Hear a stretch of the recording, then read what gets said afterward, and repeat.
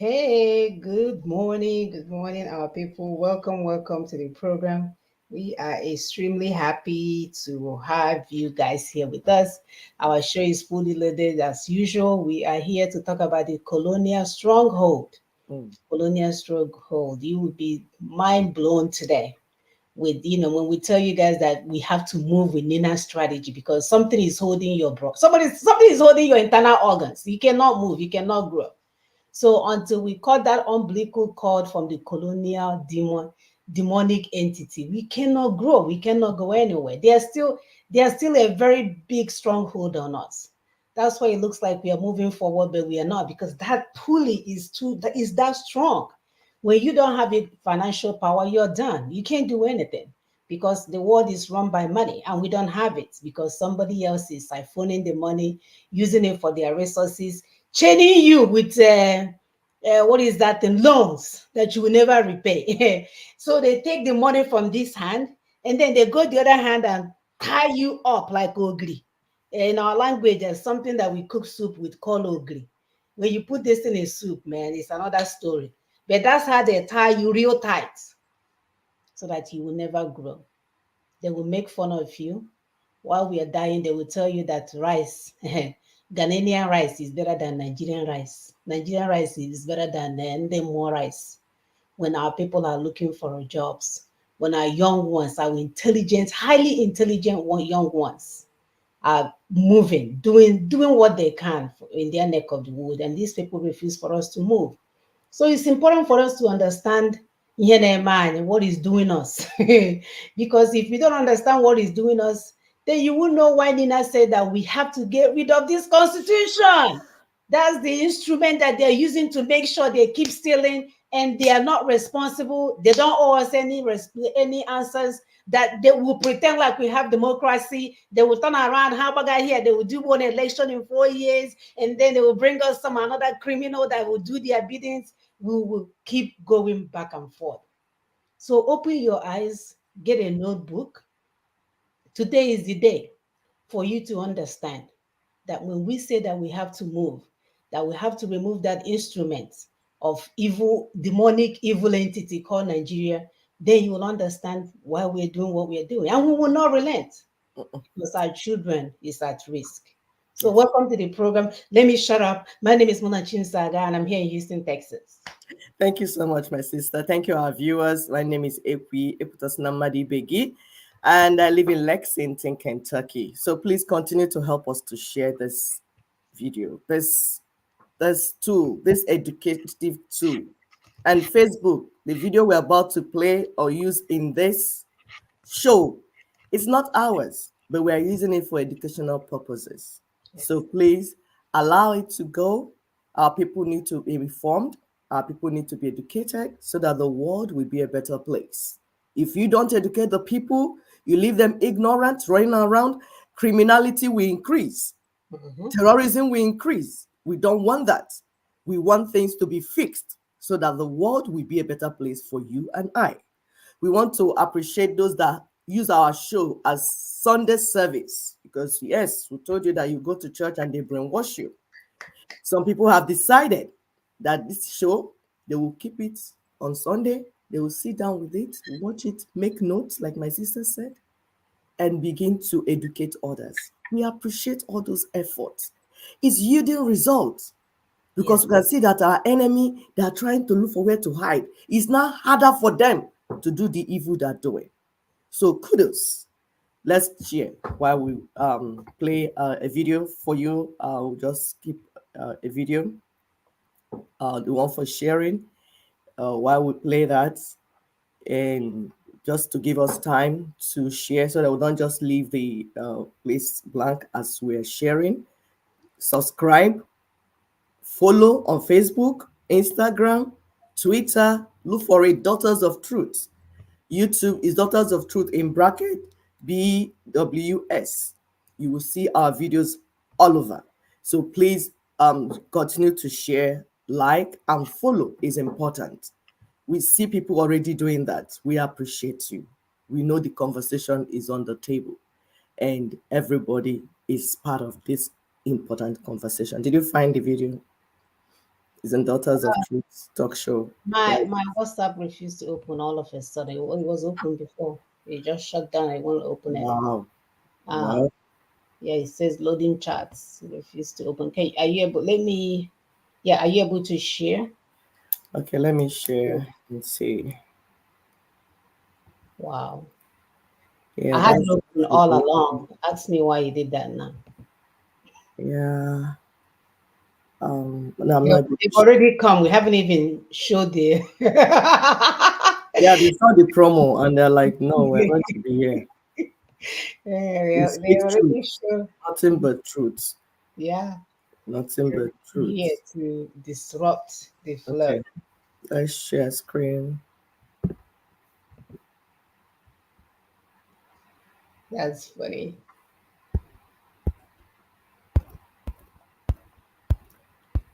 We're here. I know. Anyway, they have it because this story must be told. People will hear and Is it understand. is it coming out? Am I out? Uh, no, are you sharing? Yeah. No, we're not seeing anything. We only see you. Okay. Let's see. Um, is it coming out now? Do you see the video now? No. Oh, you have to add it right there. In a dark and filthy ship. This is they have to add it to the screen.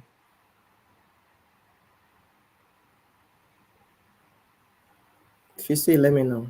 It's here. It's here. So What would click. you do if you were kidnapped from your home, chained in a dark and filthy ship, and sold to strangers in a foreign land? Would you accept your fate or fight for your freedom? This is the story of a group of brave captives who chose the latter in one of the most remarkable acts of resistance in American history. They came from the southeastern region of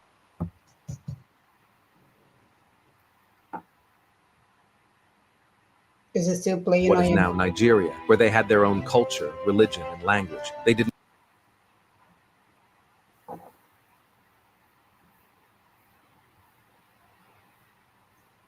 not want to be enslaved by anyone. In 1803, they arrived in Savannah, Georgia, on a slave ship called the Wanderer. They were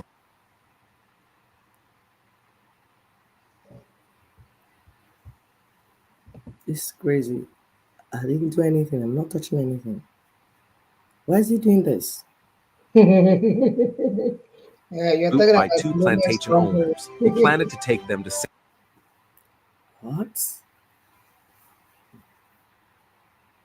St. Simons, Iceland, a nearby Iceland where they would be forced to work in the fields. But they had other plans. They rose in rebellion, overpowered their captors, and took control of the ship. They steered it to the shore of Dunbar Creek, a marshy inlet on the island. There, they marched ashore, singing and chanting in their native tongue. They were led by their high chief, who gave them a final order to walk into the water and drown themselves rather than live as slaves. They were the Igbo people, one of the largest ethnic groups in Africa. Some say they flew back to Africa. Some say they turned into birds and flew away. Some say their spirits still haunt the creek. But what we know for sure is that they made a choice to be free or die, a choice that inspired generations of African Americans to fight for their freedom and dignity, a choice that we should never forget.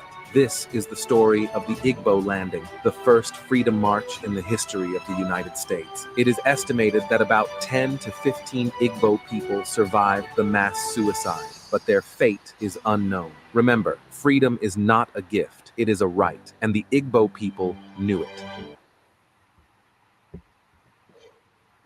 All right, please continue to help us to hit the like button. Hit the like button. I am going to put the video of the day that we are about to watch. You can see they're already trembling. They're already trembling. They are sending algorithm to attack what we're doing, but no, we will take off their underwear and we'll see how much shit they have behind them, behind that boom bomb. That's what we're about to do. So keep on keep on helping us to share, and I am going to pull up this video. Please get your pen and paper ready. You can see this colonial stronghold. They are still there. It's not your mother, it's not your neighbor, it's not your great grandmother, it's not your family home that is holding you. It's the colonial bandits. It's not your ancestors. It's not your ancestors. It's the colonial bandits. They are still at work, my dear. They never left. They never left. They never. There's even It's even worse. So let's watch and learn and see how much evil these people are still doing. That's why we are not going anywhere. So before, just as an introduction, before we begin to play, um, this film is called The Spider's Web. The Spider's Web. Like my sister has told us how they turned around, touched us, like everywhere, tied us together, Hmm. did everything possible. So it's called The Spider's Web. It's going to tell you Britain's second empire, the secret world of finance. So, as background, we'll give you more just before the film starts. Some of people are already requesting for this film. We'll make it available and we'll also put it on our website, on our wall, our Facebook wall, for you to watch by yourself and take notes. So, as the British Empire began to decline after the Second World War, British elites saw their wealth, privileges, and empire decline. So they began to look for a new role in a changing world. The British Empire, of course, some of us know, is the largest empire the world has ever known. They ruled for over 300 years, invading, stealing from, killing, maiming, and conquering independent kingdoms and nations. Everywhere, anywhere you see crisis going on, go there today. Anywhere you see crisis going on, whether Middle East, go there. Britain once colonized them, took their resources, and then joined the people together, mixed them up like Ogri and Ogba, and then set them on fire so that years after they will continue to fight. So you go and check and do your investigation. So today, in today's show, we're going to review this. We'll be breaking it down. We'll play a little bit, break it down. So please continue to share, like, and subscribe. Let our people, bring your friends, invite your pastors, invite your leaders, your church leaders, your spiritual leaders. Bring them here. They need to be informed. You can't lead our people if you're not informed. Or when we're saying go left, you're going right because you're ignorant. That cannot happen. So this film is how Britain transformed from a colonial power to a modern financial power. Then we're going to talk about how this transformation changed the world we live in. How did policies, light touch regulations, and secrecy protect the owners of secret wealth, stolen wealth across the globe? We're all going to answer question. Why is it that you have more banks in London than any other place? So there's nothing else that manufacturing except banks. Also, we will have a peep into British offshore financial world, as well as examine the sophisticated cheating system that helps colonial puppets in Africa to cheat their people, cheat their communities, and cheat their countries. So please draw closer, bring your chair, come close, bring your pen. Let's begin. Thank you. Thank you, my sister.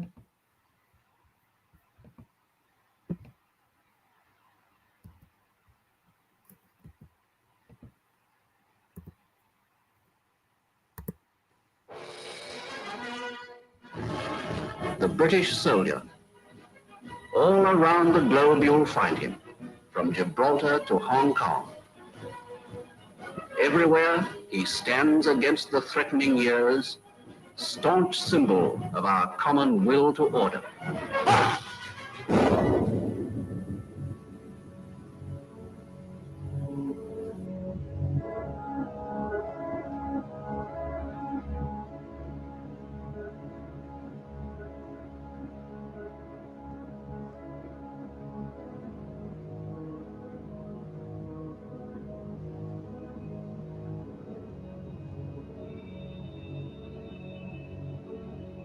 The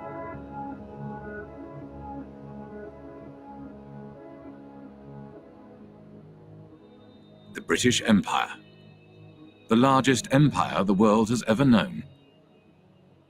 For over 300 years, Britain ruled, its armies conquered, and its bankers proclaimed the might of its currency.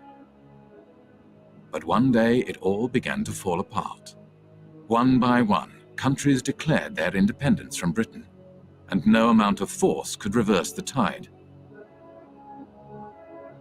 As British elites saw their wealth, privileges, and empire disintegrate, they began to search for a new role in a changing world, and they found one in finance.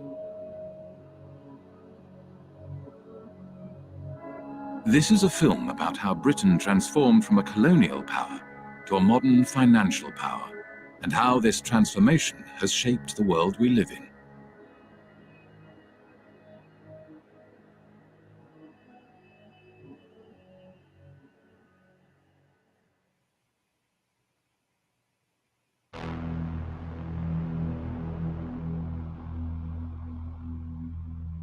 In the days of the British Empire, the City of London was the world's biggest global financial centre. The City of London was the kind of beating financial heart of the British Empire. The historians Kane and Hopkins call it the governor of the imperial engine. All these countries in the empire used to use the sterling currency, and the City of London was kind of the financier of this, so not just inside the sterling zone, but outside the sterling zone as well. As Britain's empire declined, so too did the City of London. One British army truck is bombed, killing 2 soldiers and wounding 12. As rioting becomes daily more widespread on Cyprus, young people of high school age take an increasing part in the violence. Here, a group of girls are being dispersed after a rock-throwing battle with British military police. With the decline of empire, British commercial interests across the globe were under threat. In 1956, Egypt nationalized the Suez Canal. A new Middle East crisis arises as President Nasser of Egypt tells a wildly cheering crowd in Alexandria that Egypt has seized the internationally owned Suez Canal. France and Britain issue a 12-hour ultimatum. Within hours of its expiration, Britain's warplanes are winging their way to Egypt, and its bombers attacked 5 key cities, including Cairo. The United States was opposed to the invasion and put pressure on Britain and France to withdraw their troops. There will be no United States involvement in these present hostilities. It is our hope and intent this matter will be brought before the United Nations General Assembly.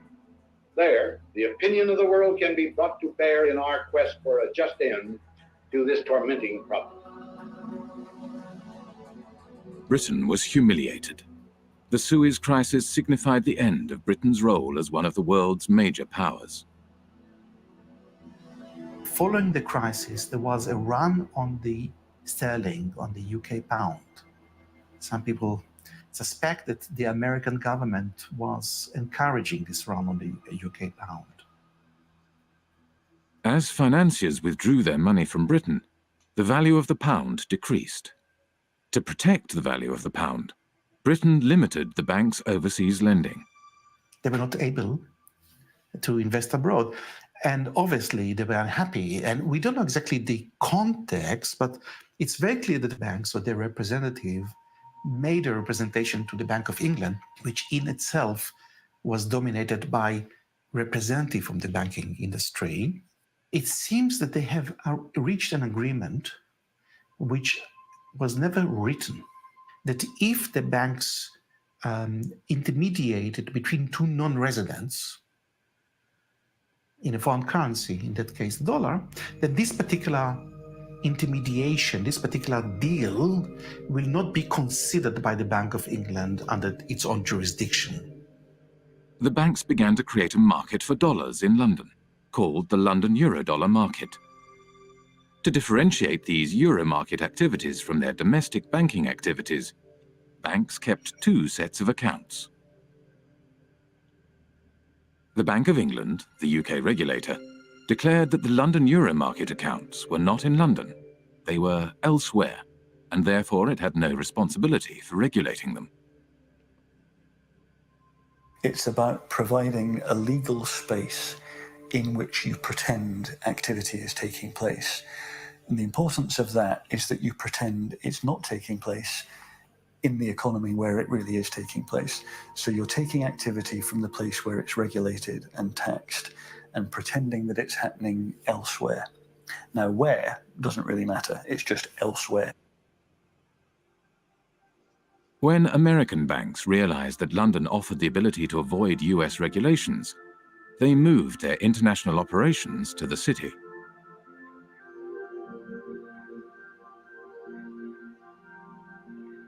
Around the same time as American banks were moving their international operations to London, another new kind of financial space began to emerge, far away from London, in Britain's overseas jurisdictions, the last remnants of empire. Back in the 60s, the Cayman Islands was a complete backwater. The stories go that mosquitoes were so thick in the air, sometimes they were enough to suffocate cows. That's a legend that you hear about the Cayman Islands. I don't know how true it was, but there was nothing happening there. Accountants and lawyers from London arrived in the Cayman Islands and other British dependencies and began to draft a set of financial secrecy laws and regulations. Because these jurisdictions' main selling point was secrecy, they were called secrecy jurisdictions. What the Cayman Islands was doing was straightforwardly illegal activity. Drugs money was coming in huge quantities, tax evasion, whatever you wanted, you could have it. The Bank of England was observing the developments from London and noted in a report marked secret, dated 11th of April 1969, "We need..." All right, so this may be a good time to break. So if you go ahead, let me try to delete the break. I can see them coming. I'm like, okay, I'll be alone. Please continue to help us to like, to follow, and subscribe so that we get this information out to our people. So if you listen, because sometimes I know accent will make us to miss some points. Like we said earlier on, after the Second World War, well, how did the Second World War come? They had Jewish Holocaust where they killed about over 6 million Jews. Somebody said that there's like the world, God punished the world for killing Jews and threw them into World War. So they had Second World War. So what that Second World War did was that when people that were colonized by Britain, after that war, they moved closer to Britain, and some of our people looked and said, so these Igbo people, they can pass gas? Even their shit smells the way our own they smell too. We thought they were gods and they were coming. They were like, oh, really? That's when it dawned on them that they were actually slaves in their own land. And people began to ask for independence. So you see, around that time, that's when, if you check all the independence of all the countries, it's 50-something, 60-something in Africa and all that. So people started asking for their independence. And then British Empire began to collapse. Mm-hmm. The head. So you heard when they mentioned what happened in 1956, when Egypt decided to nationalize the Suez Canal, which Britain for the longest time say is international canal. Something that belongs to somebody else. He says it's Commonwealth and it belongs to international. It's no more your own. What is in your father's land, the tree in your father's land, not your father's, it's not your tree anymore. It's British tree and it's international tree. And it belongs to Commonwealth. And Britain will have the only right to come and steal it and take it. So when Egypt did that, they gave Britain 12 hours to vacate. In the last hour, what did Britain do? Invaded Cairo, attacked 5 major cities in Egypt, and then destroyed so many things. So this trouble continued. People are coming, and so the empire went into disarray. Everyone taking their independence, so they started collapsing and everything. As a result, the British elite, like we said, okay, what do? We need to build another empire, because it was colonialism. We told you people that this whole thing started with slave trade, then colonialism. Then when colonialism came down, that World War and everything, they now brought what you call neo-colonialism.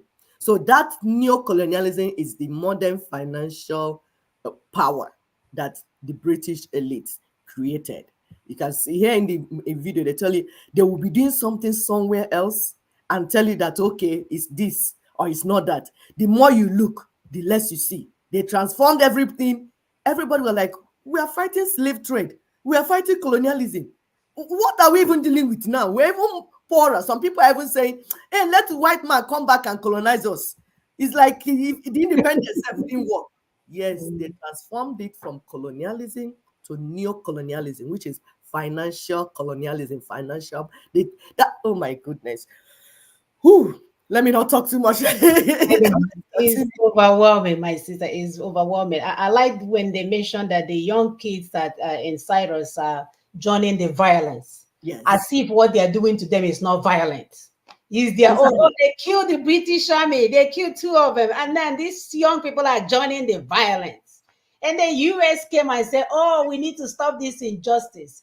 The only reason why US showed up is because they were trying to grow their dollar. Yes. They weren't. They didn't care about justice. They didn't care about helping the people. They wanted to see how dollar can overtake the sterling pounds. So they figured if they lose all these colonial territories that they have, then they will be on a fall footing. So listen very well. You can see that these are 2 Robinson or 2 Robin Hoods, Ndori, Yes. criminals, for lack of better words, coming together to do their own biddings, and they do not have anybody at heart but their empire and what else they can steal from the indigenous peoples. So we'll continue the video.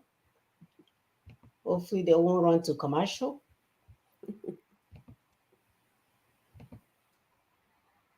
Of trust companies, banks, etc., which in most cases would be no more than brass plates manipulating assets outside the islands, does not get out of hand.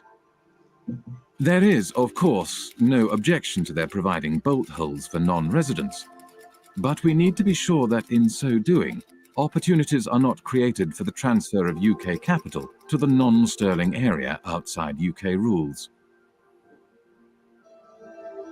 These small territories, the last remnants of the British Empire, which are still overseas territories today, they are still the last remnants of the British Empire. There are 14 of these overseas territories. 7 of them are bona fide tax havens, including the Cayman Islands, Bermuda, the British Virgin Islands. Some of the biggest tax havens in the world today are still British. With access to large amounts of offshore money, the euro market grew rapidly. By 1980, it had reached $500 billion. By 1988, $4.8 trillion.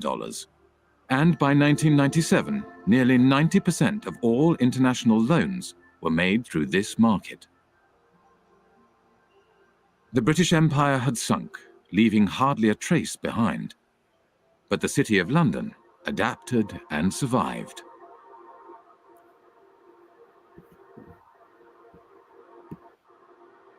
The City of London, London's financial district, is a peculiar place. It has been called a city within a city, a state within a state. It is run by an organisation called the City of London Corporation, a private company that performs all the functions of a local council, with a private police force and private courts. Those of you who aren't from the UK, some of you even who are, might not be aware just how weird a thing the little City of London is within the big London. The Prime Minister after the Second World War had something to say about the City of London Corporation. He did, yeah. So over and over again, we have seen that there is in this country another power than that which has its seat at Westminster. The City of London, a convenient term for a collection of financial interests, is able to assert itself against the government of the country. Those who control money can pursue a policy at home and abroad contrary to that which has been decided by the people.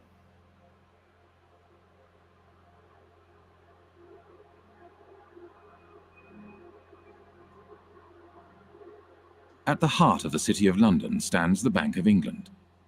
The Bank of England is not just a central bank, it is also a financial regulator. At the demise of empire, the Bank of England used this regulatory authority to help attract the world's banks to London. In 1972, the Bank of England issued a license to the Bank of Credit and Commerce International, which set up its head office in London. Within 10 years, BCCI grew into the 7th largest bank in the world.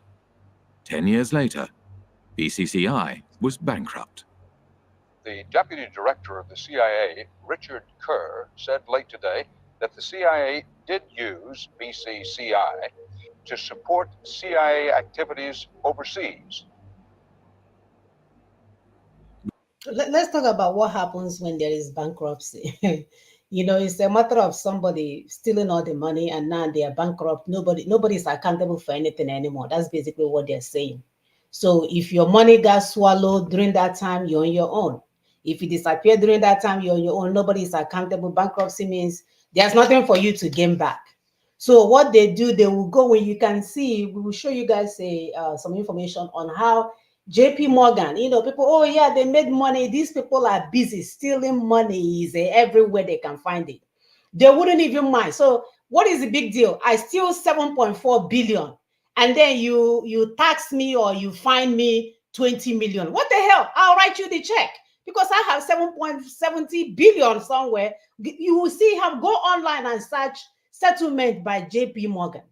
It's mind-blowing.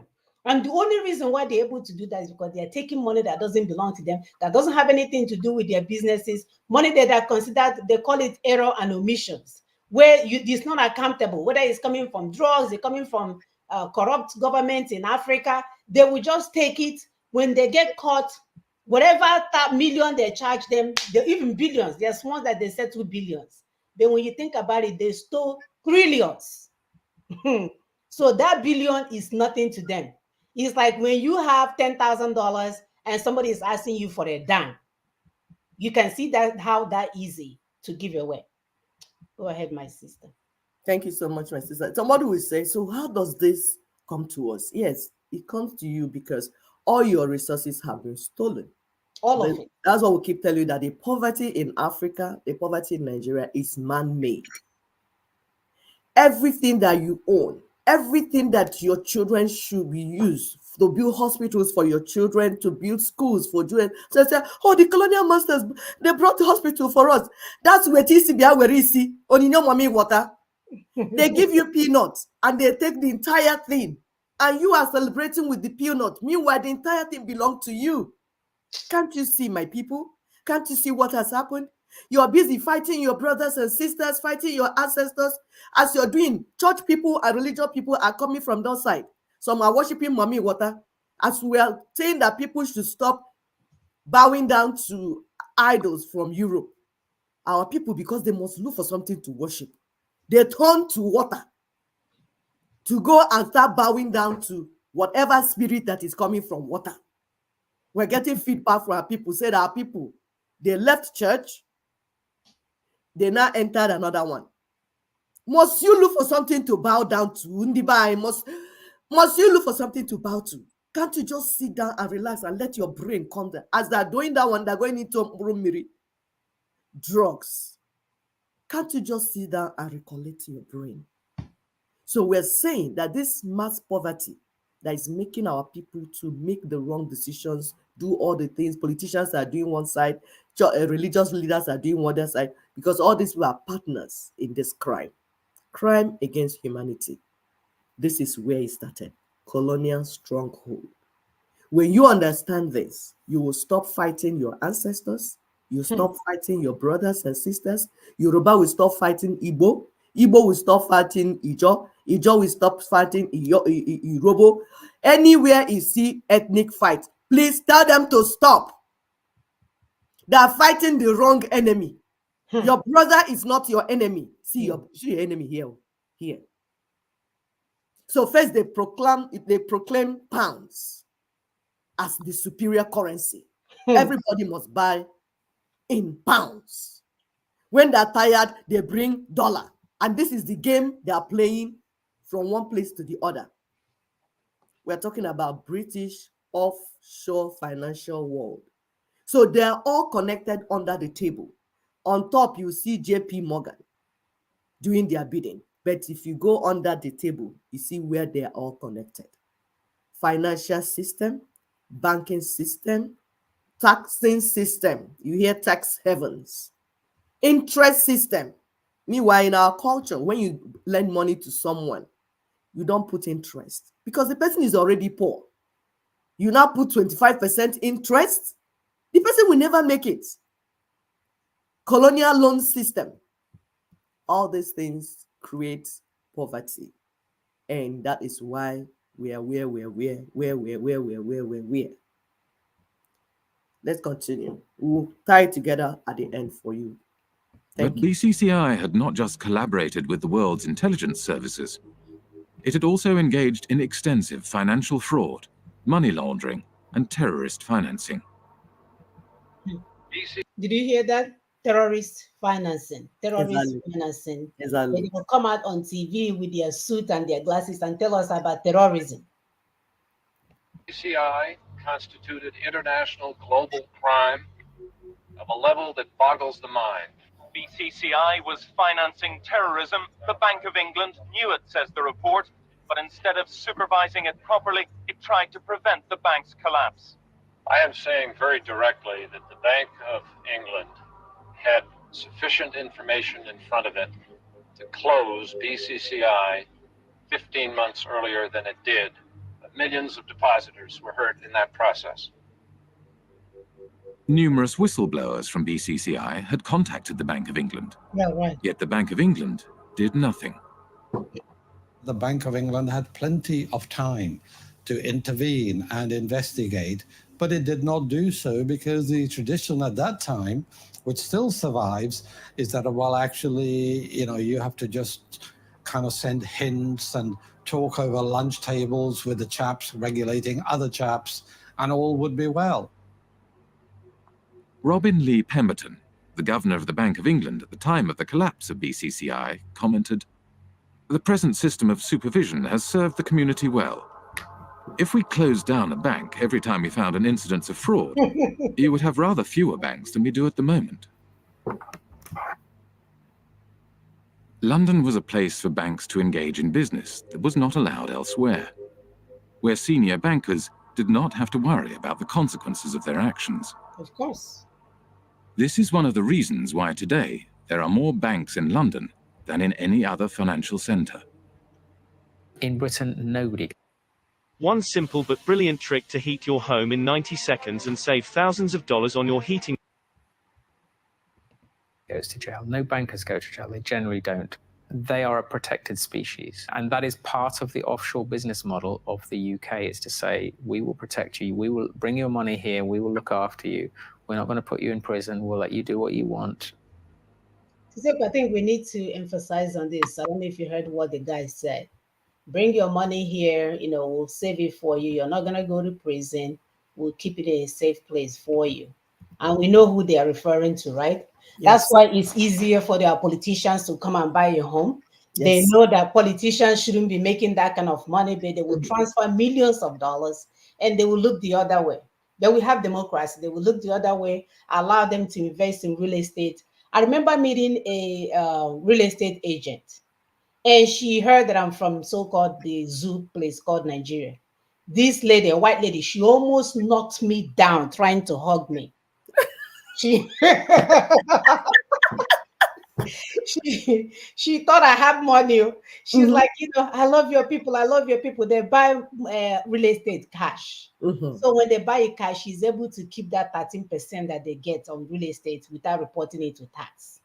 So she's asking me, "Oh, are you from Nigeria?" This and I said, "No, ma'am, I live here." She's like, "Oh, do you know anybody that wants a home? Here's my card, this and this," because they know that. Go ahead. No, I'm not saying finish up. It's amazing. So it's the same thing that this guy is repeating. And when we say that the system that we have in place is not for us, when leaders tell you that we need to make a change, we need to make a change that is meaningful, that is sustainable. What we have in place is serving the colonial biddings. And until we get that out of place, we will never go anywhere. We will never go anywhere. And it starts by bringing down the 1999 Constitution that allow everybody to get away with impunity. So they can come and bring their money, hide it in Europe, come there, school their children, pay 10 years school fees because they know their children are dumb. They will pay school fees for 20 years and allow the daughter to crawl through college that they're supposed to finish in 4 years. And nobody will hold them accountable. They will even give them honorary awards. Yes. For investing in the city. Yes. I know they will do it here in Houston. They will call you to a dinner and give you an honorary award for investing in the area and bringing business, but nobody is asking you, where did you get the money? What is the status of the people back home that you let to bring this amount of money for so-called investment? They will give you good citizen, best citizen of Georgia, because you are helping them bring the money that the people are supposed to live with. You are helping to influence the politicians so that they will get stronger and stronger and dupe the people. And then I even get green card, right? If you buy a home, you get a green card. Yes, they'll give you a green card. Yeah, they'll give you a green card. So steal all your people's resources, come to America, buy a home, so you and your family will get a green card while our teachers' salary are being held hostage. So this is my uncle, I said, here is where 419 has certification. Back home, the 419 doesn't have certificate. So if you do it, they catch you. But here, you get certification. You say, my business is going to be 419. Where is the certificate? You have certificates, and then you start doing it. Of course, they won't call it 419, but it has certificate. So they will pass policies, light touch regulations, secret things, and they call it trusteeship, where the owner of their bank the accounts, you might never know the real owner, but money will be coming. Somebody will say, they keep stealing money from Nigeria. Where is the money going to? Is it disappearing into the thin air? No, of course. As no kenonuno, na go kenonafia, na as nonangiga. Is the rat inside the house that tells the rat in the bush where the fish and the meat in the basket is. So they will bring it, the fish and the meat, and give to the rats outside. The rats that we don't know who they are. So when you hear things like Swiss bank accounts with high level of privacy, that privacy there, replace it with secrecy. Bring your stolen money here, no one will know. That's the code. Bring your stolen money, no one will know. Yet if you want to transfer $5,000, they will ask you to bring your grandfather's name, bring your great-grandfather's name, go and bring the certificate they used to sell a cow, sell goats the last time that they bought house. You have to bring all of just 5,000. But we're here talking of trillions and billions and billions moving, developing hand and leg, and moving from the land of Africa. Nobody can trace it. We can't see the bank is entering. We can see it. Once in a while, they publish something and say, hey, richest pastors in the world, richest politicians. And then what are you doing about it? Because you are partners in the crime against humanity. They claim the concept of ownership. They hide the owners of such accounts. And then the money will keep coming. And they are not accountable, like Sister Mona said. Because if you're stealing money from an endless source, you won't worry, you won't bother how you spend it. You lavish it. That's why there's waste in America. The type of waste in American system. I was discussing with my son the other day. He said it's so unfair that in this world, that one continent, people are dying of hunger. And in another continent, people are dying of excess food. He said it does not make sense. It doesn't. It's something that the people of the world, especially now that the world is a global village. You saw how COVID came. It came from somewhere, but it affected everyone. The mess that they've been messing in one corner that was not affecting people, now that the world is a global village, it's going to affect everyone in a way that you can't even imagine. That is why we cannot be nonchalant. We cannot play gullible. We are gullible. We cannot afford to be dancing to Davido and all the people and refuse to think with our brain. We can't afford. Talk to your influencers, Nollywood actors and actresses. They should stop acting stupid films that will not go to the problem that we have on ground. As if they're just in one world, they are not part of what is going on. Which is why they're dying the way they're dying.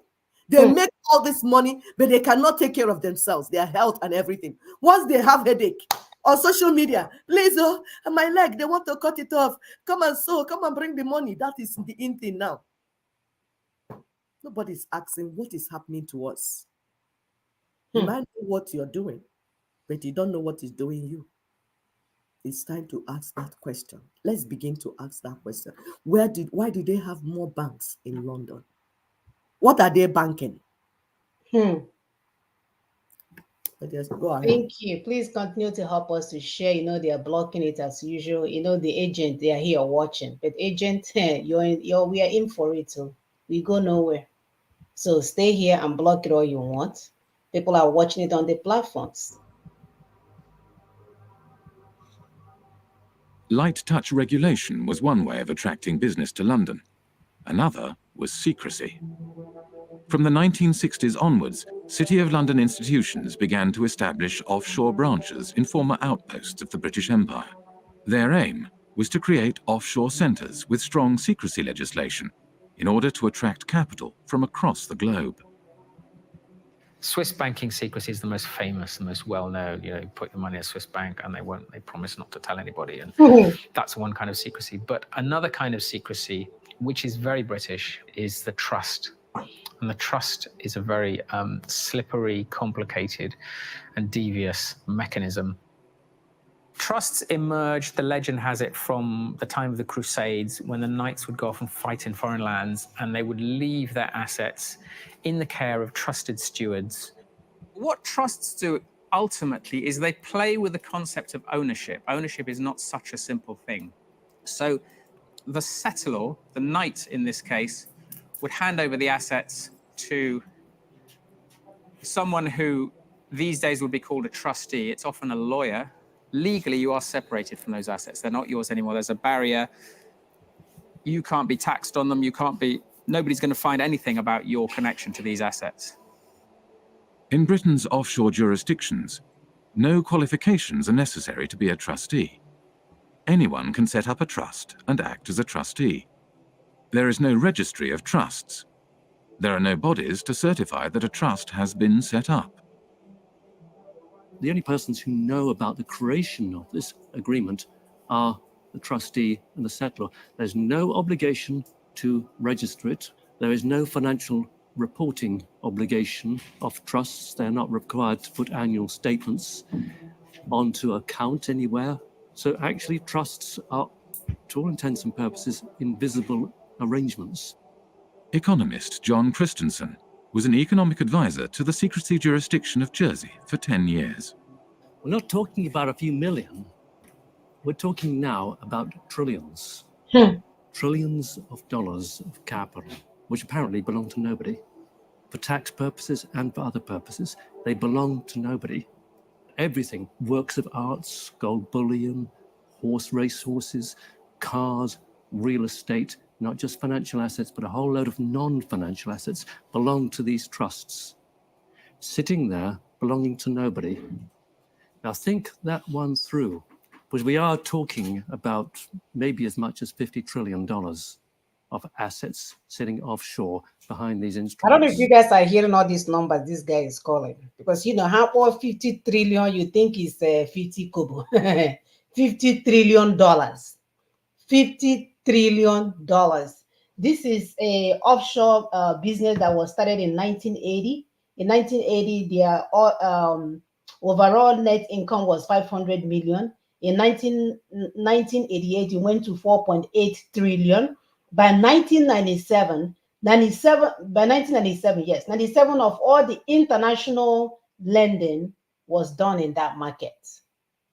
By 1997, because the money was just flowing like water. What are you doing with slaves? Slaves that can throw stones and be chaos. When you can sit in a cool island, sitting by water and just be milking money in the pipeline, unending money that nobody accounts. They will even be bringing it to you. They will be bringing it and submit it to yourself. You don't need to slave. You don't need to go there anymore. They are bringing the money.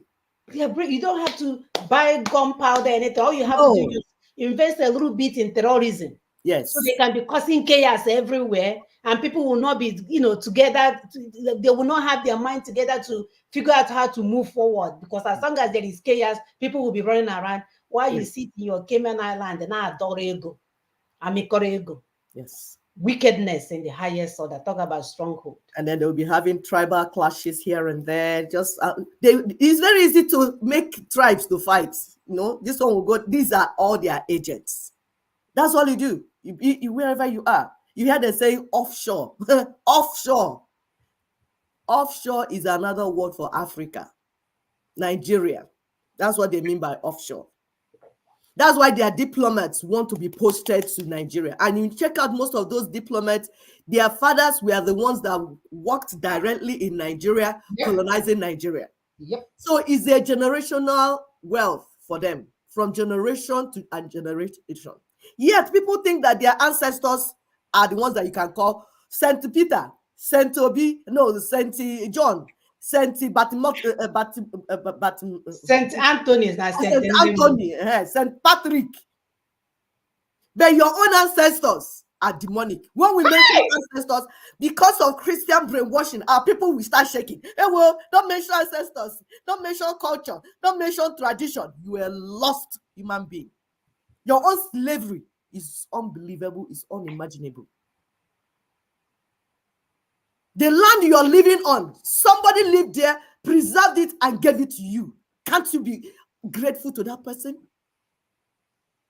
We know some of you, your ancestors probably killed. They were agents. We still have agents up to today. They will always use one of us. Your ancestors were agents of the colonial masters, the warrant chiefs. We understand that. So we understand how you feel agitated because you know the evil that your fathers and grandfathers and grandmothers did. But that will not make it to be a generalized thing that we know our ancestors, how righteous they were. We will not, because your own ancestors were evil and demonic, we will not talk about our ancestors and the things they have acquired, the great things that they did. You lie. We will celebrate our ancestors, because the ancestors of the colonial masters are not half as righteous as our people.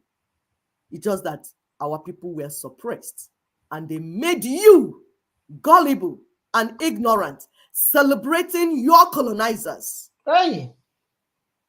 And then we'll redirect you. You have mouth to start talking. Nye, nye, nye, nye, nye. Shut up your mouth. Close it. Close your mouth. Because we are done with empty noise. We are done with information that will kill our people. We want to know the truth. And we are very serious with finding the truth. Please continue, my sister.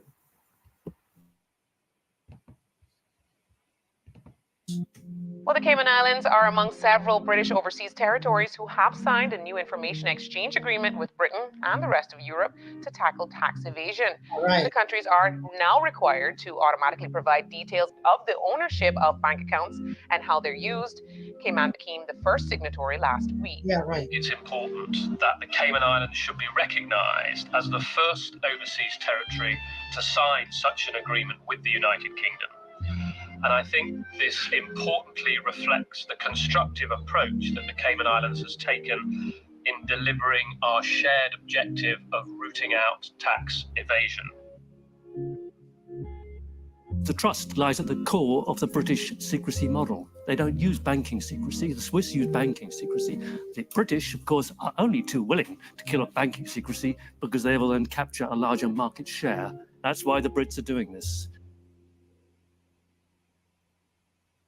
Trusts are the basic building block of Anglo-Saxon secrecy, and they form the basis from which complex offshore structures are created. Every secrecy jurisdiction offers a specific set of services, from trusts to shell companies to secret bank accounts and nominee directors. The combination of these services into complex structures, spanning multiple jurisdictions, enables the creation of secrecy structures that are almost impossible to penetrate. An offshore structure will often have a trust kind of sitting at the top of it. The trust will be here managing the assets, kind of controlling the assets.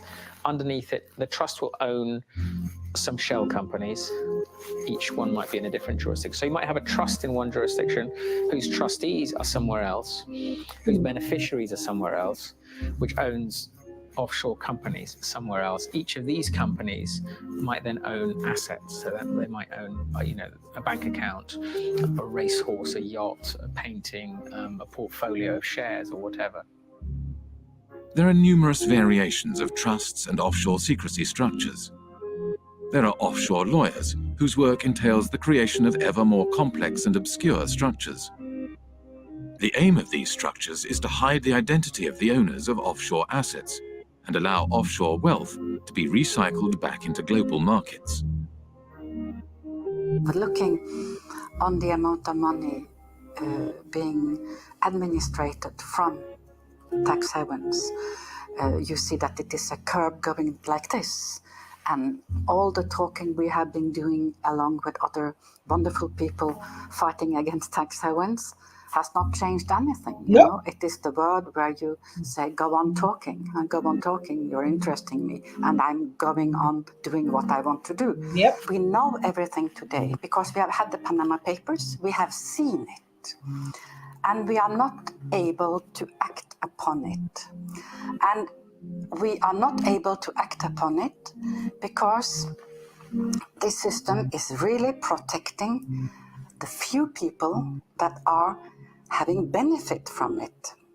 And these are in percentage very few people, but they are powerful. And I see in the Panama committee that I'm sitting in, the only thing that could change this is to have a public accessible register of the beneficial ownership of trusts and of all kinds of companies. It is easy. The Panama Papers are a collection of leaks from the offshore law firm Mossack Fonseca. Mossack Fonseca is the fourth largest offshore law firm. The other 9 of the 10 largest offshore law firms are registered in British overseas jurisdictions. When countries complain to Britain about the activities run out of its offshore havens, Britain claims that these places are independent and that there is nothing it can do. I've heard time and time again from officials in Berlin and in Paris and in Washington and in other countries that they've been told by the British government that, yes, they're well aware of what's going on in Jersey and they think it's very unfortunate, but they don't have the powers to intervene. But that's a straightforward lie. They do have the powers to intervene. They just choose not to. Britain plays this kind of game of pretending, when it suits them, to pretend that these places are independent. At the end of the day, Britain appoints the governor, appoints lots of senior people in these places. They're responsible for foreign relations and defence, and also they can veto their legislation as well. So Britain has a massive degree of control. Basically, it is controlling these places, allowing them a little bit of political space. During his time as economic advisor to Jersey, John Christensen frequently travelled to London for talks with various British government departments. As economic advisor, I had a lot of contact with different departments. Traditionally, UK governments have tried not to interfere in the domestic affairs of places like Jersey. So it happens in a more subtle sort of way. You kind of go and talk to someone, either at the Home Office or the Treasury, and they'd say, well, I'm not actually particularly keen on this piece of legislation. It might be a good idea if you didn't go down that route. And over a cup of tea, that's quite a strong signal. That's a signal, go back to the island and say, they don't want you to do this. So this is a case of someone, you know how when you're little, somebody will beat you up and your brother will go there and separate the fight and pretend like he's separating the fight. But behind, he's telling you, come back outside and destroy that person with even a stone, one blow to their head. So Britain will pretend like they don't know what these people are doing, but they are the licensing body for these people that are running all these trustees. But when they get in trouble, they back off and say, "Oh, we don't know what they're doing. They are different entity. They are not. They are not under us." But at the end of the day, they are the one that appoints the governor. They are the one that appoints all the people doing all of this. Again, it goes back to the fact that we are allowing them to do so. How do we do that? By allowing a constitution that doesn't allow us to progress. By allowing for them to tell us that we have democracy when we know they have appointees, people that they want to use for the 4-year term that we have been promised as part of the election. We know that there is no way that we move forward when all these politicians are allowed to bring our resources in their land for investment so they can hide it for them. So you can see when we talk about NINAS as being the overall overarching thing that we need to do in order to stop this mess, because their hands are already in there. Their hands are already in there. They don't care if you're dying. You can see the parliament member of your European Union saying that they are telling them to go and talk. Keep talking, but we'll keep doing what we are doing. And the funny thing is that the politicians that are pretending to be working for us, even in the Western world, they have shares in those safe haven services. Yes. So they will come out and say, yeah, they've been corrupt of unimaginable proportions. You know, Jesus, hey, with this and this, hey, CIA is involved, FIB is involved. And at the same time, it's talk. They are still at the background, benefiting from the resources, benefiting from the system, from the status quo, leaving it the way it is. They will come out and tell us something during an election or during their so-called conferences, and nothing changes. The talk, my sister, is part of the scheme because that's the media. And who owns the media houses? They own the media. And the job of the media is to talk. CNN, see about all of them. They are the ones that will package what will be news. The important things will never be the news. It's only the things that we use to distract the people that will be news. I had to unsubscribe their news at a time. Breaking news, breaking news. They will break the news until they break your head. I said, you know what? I'm not going to be paying for somebody to be breaking my head. Meanwhile, the main news is not being aired. Nobody's hearing about the news that is concerning the people. It's one thing that happened one side because they will blow up what they want to blow up. Anything they've said, this is what they will call them in. They say, this is what we want you to blow up. And it's the same thing that you have in Nigeria. I will call them brown envelope journalists that distract us. Arise TV, NTA, channels, AIT, all of them, because they are in cahoots. They will leave something like Nina's proposition that the people should hear about. They will never hear that. They will broadcast the lies of the enemy. And then tomorrow, they will say they don't know what is happening to the people. When you listen to some of them talk and analyze, you will weep for my people. I say, where are these criminals coming from? And that's why when they say, oh, the leaders are coming from you, of course we know. They look like us, but they're not one of us because they have been recruited by the enemy, including the lawyers, including the religious leaders. That's why people are running away from religion right now, because it just dawned on them that these priests, pastors, bishops, archbishops of this Western religion, which is nothing that this is not what Christ died for. The religion from Rome, the religion from Europe is not what Yeshua HaMashiach died for. Hear me and hear me well, and go and begin to change your ways. Yeshua HaMashiach was a Jewish man, not a Caucasian, not a white man. They only gave him the name they gave to him because they wanted to package lie to Africans. So that religion that Europeans brought, in line with colonialism, they're together.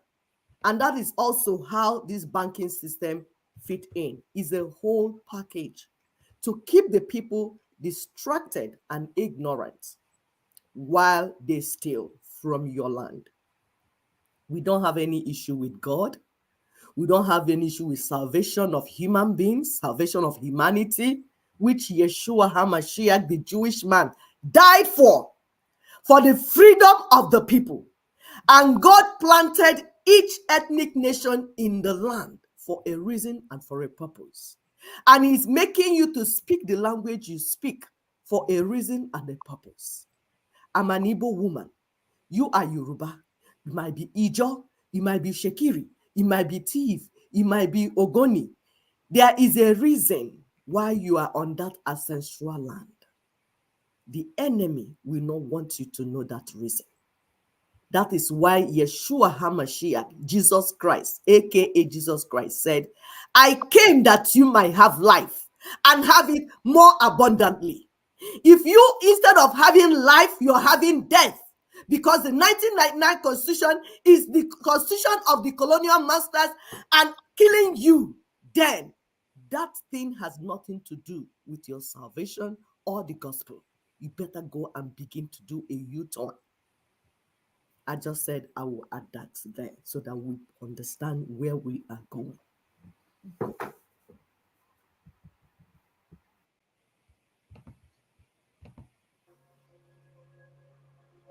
The British government prefers not to interfere overtly.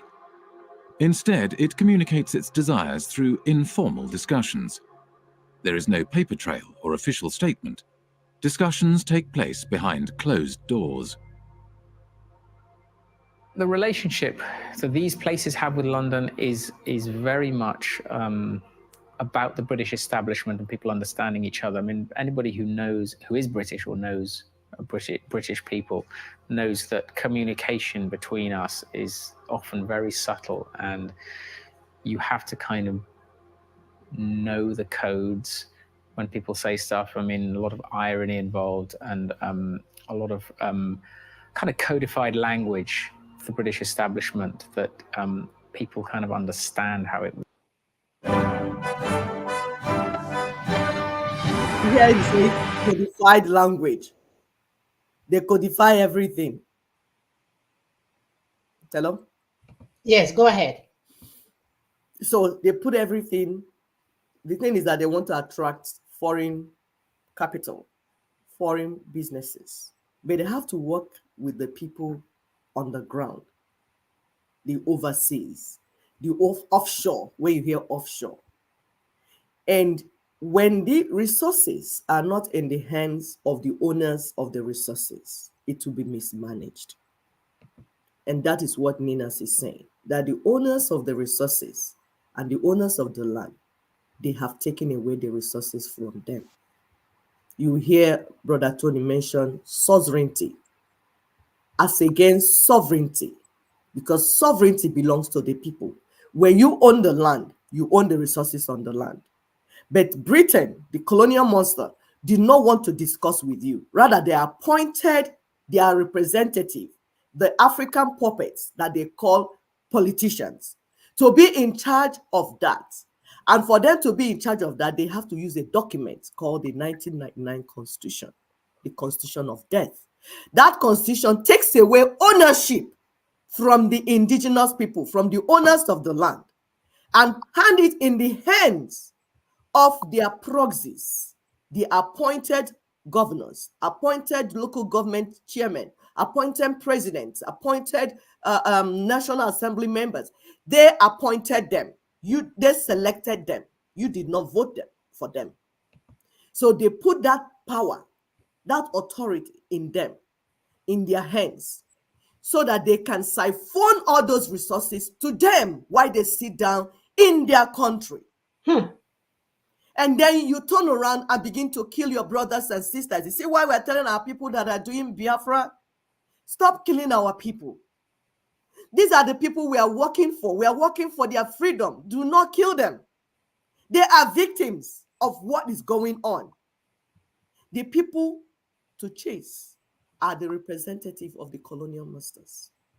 Those that are obstructing this message of Ninas, the religious leaders, Christian leaders, traditional leaders, what are they called? Muslim leaders that are busy fighting for a God that they've not seen.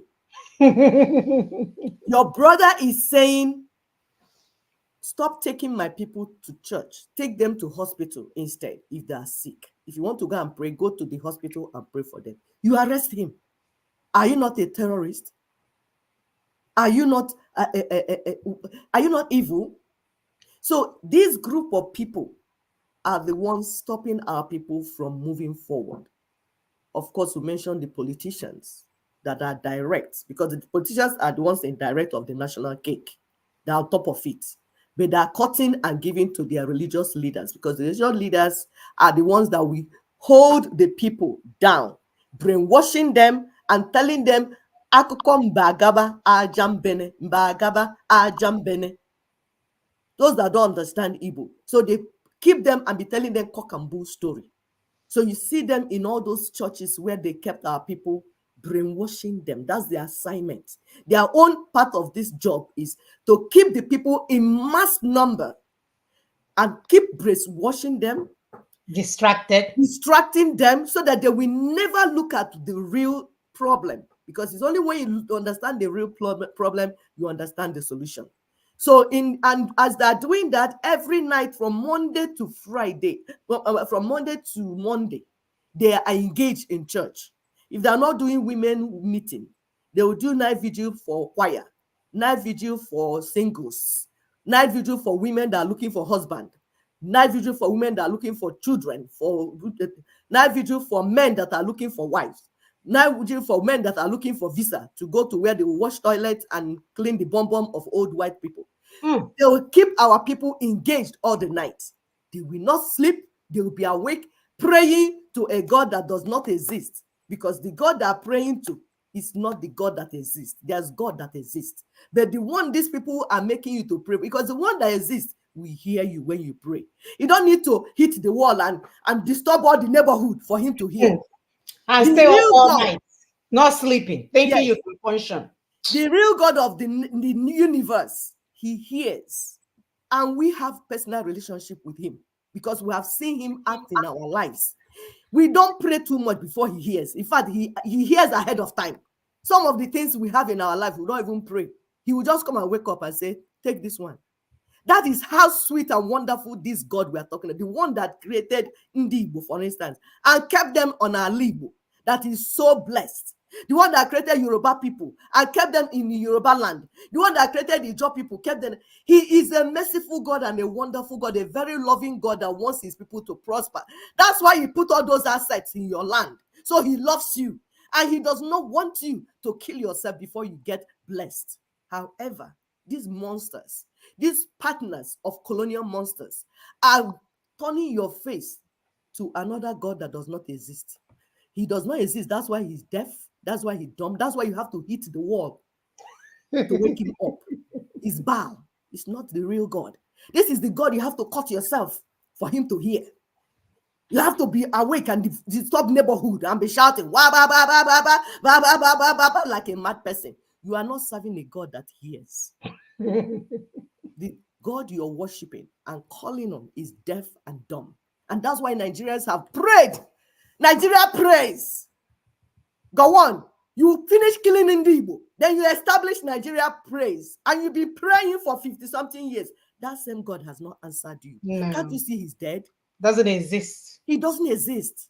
The God that the churches in Nigeria are praying to every Sunday does not exist. That's why he has not answered you for over 50 years. But the God that exists, the God of the universe, is the one that placed you, the indigenous peoples, on the land. And we are today to tell you that he's saying, that same God is saying, that 1999 Constitution is the evil that you must bring down. We are bringing message from that God, the God of the universe, that created me, created you, and blessed us, that created Adam and Eve. He did not create them at the beginning of the work. He created the garden, beautified it, did everything, and then placed Adam and Eve in it. That's the type of order. He is a merciful God and he loves you. However, the enemy comes to kill, steal, and destroy. The enemy that Britain represents. the enemy that 1999 Constitution represents, the enemy that APC, PDP, Labour, all the political parties in Nigeria represent, all of them represent the enemy that the church religious people that keep distracting our people from the right information that should get, the enemy that they stand for and work for. They come to kill, steal, and destroy you, and you must stop listening to them. Thank you. Thank you.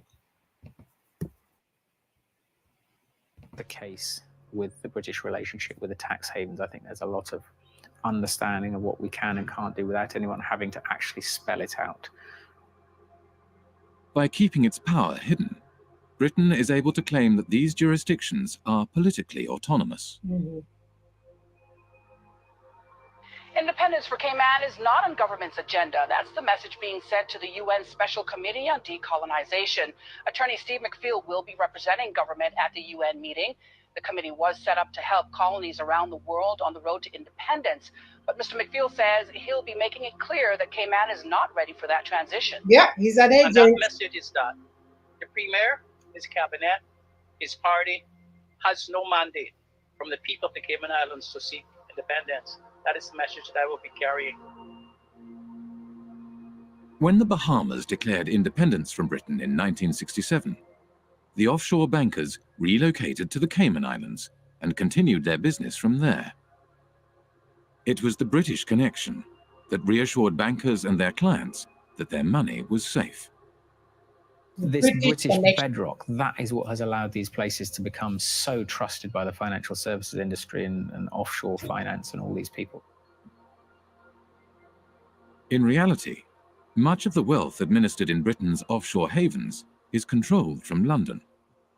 The City of London, by and large, likes to do its really dirty work outside London. There might, heaven forbid, be a regulator who actually takes the job seriously and starts to prosecute them for fraud in London.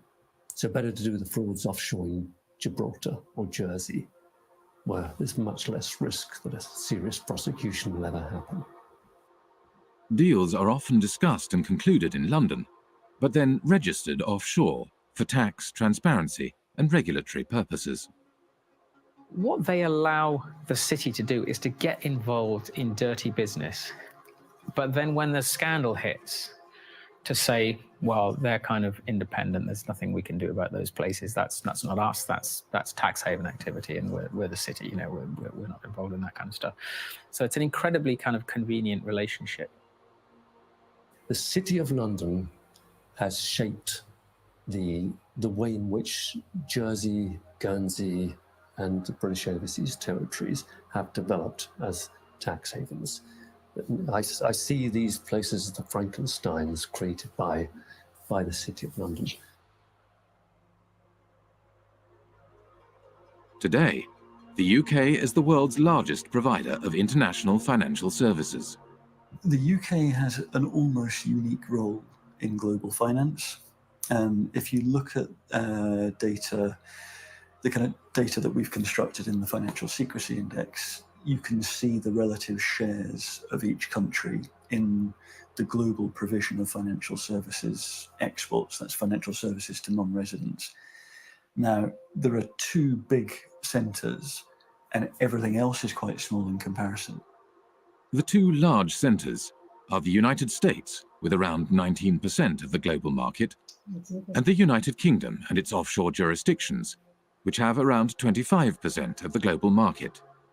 And if you add to that other jurisdictions, ex-colonies, but recently independent, fairly recently, by which I mean Hong Kong, Singapore, maybe even Dubai and Bahrain, and Cyprus, then you reach a figure of nearly 40%.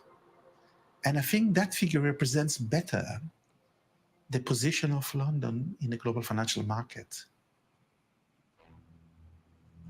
The soldiers left, the administrators left all the colonies, but they still kept a significant degree of control over the financial flows from these former parts of empire and the rest of the world. So you could describe it as a second empire, Britain's second empire, sort of hidden financial empire spanning large parts of the globe. At the time of the British Empire, the City of London was the world's largest global financial centre. Not only Britain's colonies, but also independent countries did their banking in London and used the empire's currency for trade and financing. As the empire declined, so too did the City of London. The establishment of the London Euro market enabled City of London banks to continue to exploit their empire-era networks and expertise, and the creation of secrecy jurisdictions gave banks access to large amounts of cheap money. International banks from across the globe set up branches in London and Britain's offshore jurisdictions in order to take advantage of this new system. This system has taken the place of the occupation, up till 62 for France, I don't know for England, but about the same time. England were physically present in India, for instance, or in other colonies. And when you look at the money flows through the tax havens, they are increasing when we withdraw from the colonies. We are still plundering developing countries as former colonial powers. Wealthy individuals, organized crime, and corporations shifted their wealth offshore in exchange for secrecy and no tax. And as countries around the world began to deregulate and open their economies, it became ever easier to do so. Today, as much as half of all global offshore wealth may be hidden in Britain's secrecy jurisdictions. Half. One of the losers is Africa, whose flight capital flows mostly into the modern... Please, let's pay attention, close attention. This is, the place that we need to be writing things down so that we can empower ourselves. We don't need to go anywhere. Somebody say, oh, go back to your country. You Africans, go back to your country. I say, shut up, Uche. No. We are not going back. Your people are stealing our resources and nobody is going back until you stop stealing the resources. Period. So this is where you empower yourself, because all these ignorant people that you meet on the road, all these Africans here, all these India here, your people are stealing the resources. Pay attention. Write this down. Save it on your phone. Any ignorant idiot that comes around you with their stupidity, you blow them off the water with this information.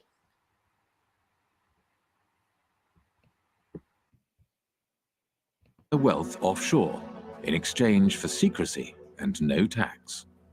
And as countries around the world began to deregulate and open their economies, it became ever easier to do so. Today, as much as half of all global offshore wealth may be hidden in Britain's secrecy jurisdictions. One of the losers is Africa, whose flight capital flows mostly into the modern British spider's web. I think it's no coincidence that Britain's offshore empire emerged more or less at the same time as the collapse of the former empire. We tend to think of Africa as being a huge net debtor to the rest of the world. But that was the extent of their debts at the end of 2008, 177 billion. The debt of sub-Saharan African nations stood at $177 billion in 2008. Yet the wealth these countries' elites had moved offshore between 1970 and 2008 is estimated at $944 billion, over 5 times their foreign debt. $944 billion. Do the maths. Far from being a net debtor, Africa, sub-Saharan Africa, is a net creditor to the rest of the world. As capital moved offshore, African nations borrowed money from international banks at high interest. Over time, these debts became so great that they may never be repaid. Secrecy jurisdictions were starving developing nations of their wealth and their tax revenues. For a long time, a lot of developing countries, including recently Ecuador, have been trying to set up a UN tax body which is of a higher value than what is currently there, which is the UN Tax Committee. And every time this has happened, it has gotten blocked. During the financing for development process in Addis Ababa last year, I think it was the UK and the US that blocked attempts again to set up this World Tax Organization. So why would they not want to have democratic decision making in global decisions on how tax gets collected across borders? I don't understand this. As long as Oh, my sister, we do understand it. There's nothing that we don't understand here, okay? We do understand it. People are benefiting from our sufferings, and until we break down that colonial chain that they used to hold us down, we'll continue to suffer. So we understand, here are pacifier. We are coming to take the pacifier off their mouth, and you're saying you don't understand. We have plenty of understanding. And that's why we are calling on our people to do the right thing. What is the right thing? To remove that colonial stronghold called 1999 Constitution that is giving people the power to be unaccountable to us, that is giving the people the power to continue to play the puppetness for the colonial terrorists, because that's who they are. You heard from them or not me. They say that they are training terrorists. They will take billions and billions. They will go and cause internally displaced people, and they remove people from their land, because every time they see resources, they will go there and colonize something, start a full war, destroy the land, get people to terrorize the people. People will run away, and then they will go there with their plane that doesn't have to go on a run, what is it called? Runway. And they'll be stealing things. Plane that flies from poto. I don't know what they call it in English. Mud. There you go. Plane that flies through mud. And we're telling you guys this thing was intentional. They never left. They never gave you any democracy. They never get no. What they did was change hands. They changed hands. They went from slavery to colonialism to now stealing you and your kidneys and your livers and everything else. It's not even enough. And we're saying that we must stop this madness. These people are not tired. You can see they are vampires. Enough blood is not enough for them. People are committing genocide. Our brother just killed himself in Congo. Nobody, not CNN, not even the so-called big news here showed it. He burned himself alive to bring attention to the genocide going on in Congo. You think that's a front page news? No, they hid it. So they hid it because they are the one causing it. As long as we have war going on, as long as we have this disagreement going on, as long as we have government that doesn't work, that's all they will show us. They will even tell us about rice. CNN will have a profile, a huge segment, and say, oh, colonial rice versus Nigerian rice, which one is better? When my brothers and sisters cannot get a job, when teachers are being owed money from 10 years ago, when nothing is moving, we don't have hospitals. Even the so-called celebrities, one headache, they will die because there's no hospital to handle tumor in the brain. Nothing. And we're telling you that it's not your ancestors, it's not your mother, it's not Mama Nkechi down the street that gave you a dirty slap or a hot slap when you were misbehaving. And it's not your ex-wife or ex-husband. It's the colonial bandits. They are still at work. Colonial bandits and their government and their church leaders, they are all partners. We've been telling you guys this for years. They are all partners in this crime.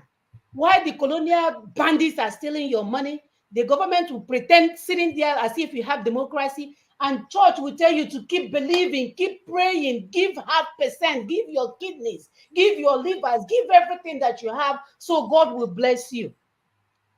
You see why your the God is in the toilet. Your God is seriously constipated because your problem is too much. You are sitting in a choice real estate, people. Choice real estate called African continent. We need to find a way to enjoy that choice real estate, not for the criminals to be enjoying it. And it starts with good leadership. How do we get good leadership? Constitution that will hold all these criminals accountable. If we have good constitution in place, I promise you nobody will want to be any politician, because you won't be able to make money. You will not be able to make money at all. You will be willing to serve. If you don't know how to serve, you cannot be a politician. We are looking for people that will serve the people.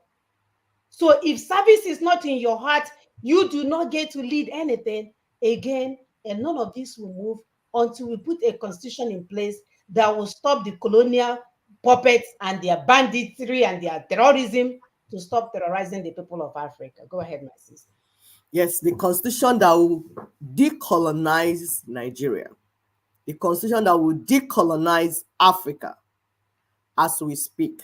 The constitution, the 1999 constitution you have is colonial constitution. It was made by Britain, Caliphate, their local agents. They work together and then they appoint the type of politicians you have now to execute that colonial constitution. It is not the people-made constitution. It's not the constitution made by the owners of the land.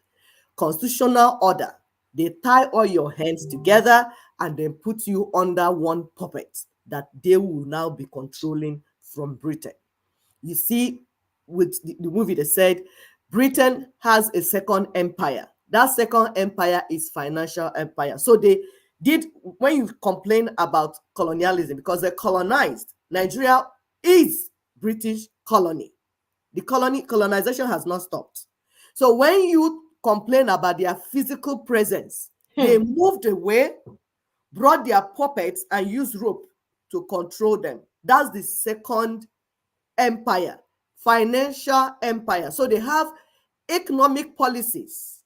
Yes, your sister Okonjo-Iweala will tie her scarf like Ogli and run up and down with white people and show us pictures of how she's moving with criminals because she's not able to do anything even in her village.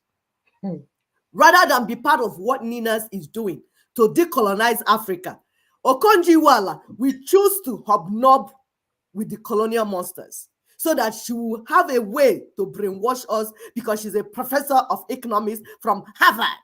And we didn't go to Harvard. We went to Ozubulu,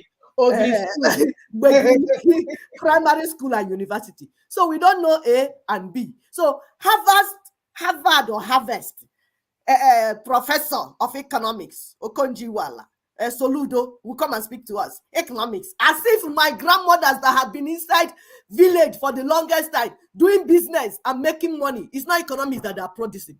As if demand and supply that my people have been doing since Oborokidi is not economics. You need to go to Harvard and bring a stupid document and answer professor to show me that you know what is economic policy. All those nothing is changing. My people are dying. You were there. Where in 2008, like they said, he said the debt we owe is 177 billion. But the money, the resources they stole is $944 billion. 5 times, people. 5 times what they say we owe. They stole 5 times. And Okonjo-Iweala is answering professor of economics. She went to Harvard, but it won't get there. I forgot. Imagine me that I went to Mweke Secondary School. I'm talking to Harvard professor. Wow. My people have been deceived enough. Stop following them. I was speaking to somebody the other day. I said, if you hear them with all those, their big professor, doctor, whatever, go away from them. Yes, somebody was Waris Jinadu. Thank you. He said indirect colonization. Yes, they moved away and then so the colonization is, that's what we call it, neo-colonization, because colonization has not ended. They just changed it and changed the name, and now is a different system. And their people are the ones telling us this. So when you hear huge corporation, when you hear your brothers and sisters owning huge corporation in London, America, and everything, it is your money. They steal money from poor countries. You see, they have different economic policies and financial policies in offshore. They say offshore. Yes, they say it's a different jurisdiction. So they don't have power over it, but they have power to withdraw the resources from it. So anything that is happening there, they don't know. So when you hear yes, you don't see it. No. When you hear Abubakar, or you doing this one and that one, all those people that you are celebrating, Dangote, stop celebrating them. There's no stinkingly rich black man. They all stole our resources. And we need to sit down and begin to talk to them. Stop celebrating criminals. When you hear Britain talking about foreign businesses, foreign investors, they are coming from poor Africans. And that's the reason you have war and everything, chaos going on everywhere. Financial fraud, they call it money laundering. To launder something in my language is to wash it. To launder clothes, we know the launder money. But they have to call it money laundering, some fancy name for stealing your money and moving it abroad. Yeah, they are washing it for you. They will bring it back. They're washing it for you. They take the money to go and wash it. They promise to bring it back. No, they're siphoning the money. They're not bringing it back. You hear about Panama Papers. Go check it there. They take your money and say, we'll keep it. When you hear British overseas engagement, it is stealing. There's no engagement because Britain does not have anything to give any other country. What they have is built banks that will serve as a siphoning cells for the resources in the colonies in Africa. They pretend you have democracy when you don't have democracy. Financing terrorism so that they'll set everybody on fire and everywhere on fire. And then, of course, your fake pastors. And we keep saying, we will not stop calling them. You see your fake pastors, we will not stop calling them. We will be calling them every day. Every day. If you don't like them, go and look for transformer where get light and hug it. I know there's no light in Nigeria. They manage and cross over to Niger. Maybe they have transformer that has light. Go. If he pay you, say, we dey call your fake pastors because they're the ones standing on the way of Nina's decolonization project. Yes, we said it. Your pastors, your bishops, your priests, Mbaka, Ebube Monso, Ebube Ndemo, Ebube Ndioshi. What's that new? Ebuka Obi. All of them are criminals and are working with the politicians, carrying olive oil and going up and down. There we have, okay, what's the other one? Oyetunde, Adeboye, Ayedebo. I don't know how to call them. Whatever they call themselves. They are partners with these criminals, these colonial monsters. And the earlier you begin to tell them the truth, the better for you. Otherwise, nobody should call me, sister, give me money. I'm not giving. I'm done. No Christmas for anybody in Nigeria this year. Except my mom. That's all. No Christmas.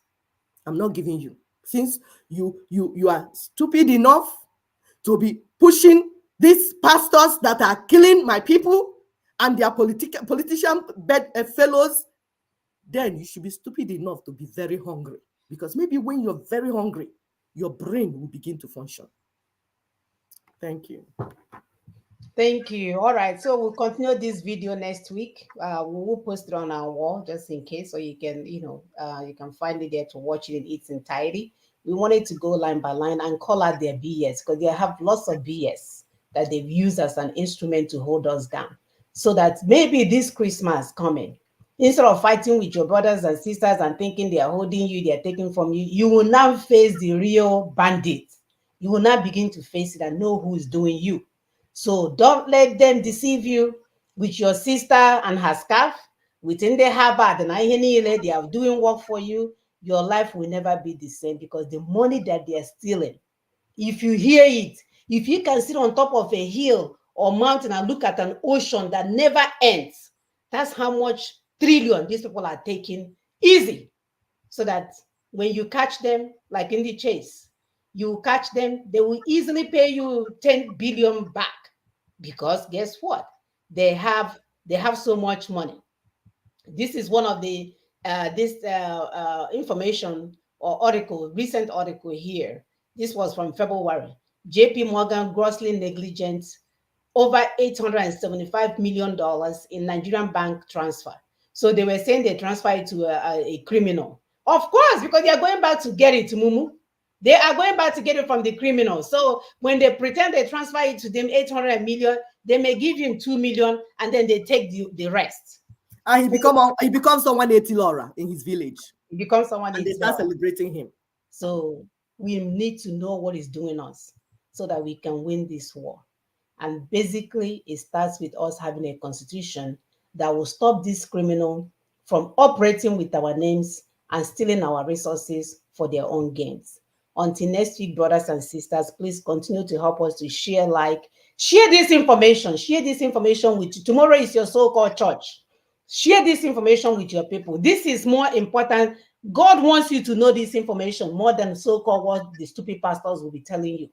If you understand this information, then we'll know who our enemies are and we'll face them squarely and end all this madness. Enough already. Have a great weekend, y'all. Bye-bye. Bye.